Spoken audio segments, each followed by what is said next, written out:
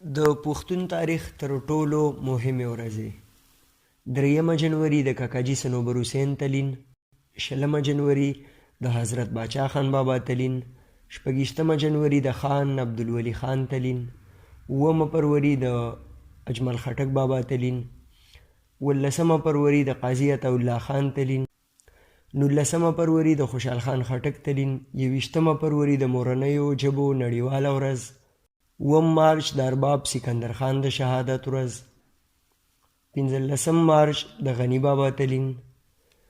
30 مارچ د لیاقت باغ د شهیدانو ورځ، 11 اپریل د اصلاح الله باغ نه د جوړېدو ورځ، 18 اپریل د فقیر ایپي تلین، 30 اپریل د قصه خوانۍ د شهیدانو ورځ، 15 اپریل د غازي امان الله خان تلین، 9 مئی د ډاکټر خان تلین، 22 مئی د شیرشاه سوري تلین، 28 مئی د ټکر د شهیدانو ورځ، 28 مئی همدغه ورځ د مخفي بابا تلین،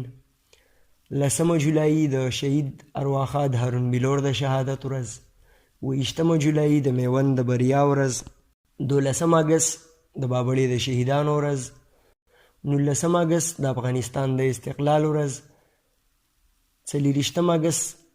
د هاتي خیلو د شهیدانو ورځ، 31 اګست د پښتونستان ورځ، 26 سپتمبر د شهید ارواښاد ډاکټر نجیب د شهادت ورځ، 8 اکتوبر د بالاکوټ د زلزلې ورځ،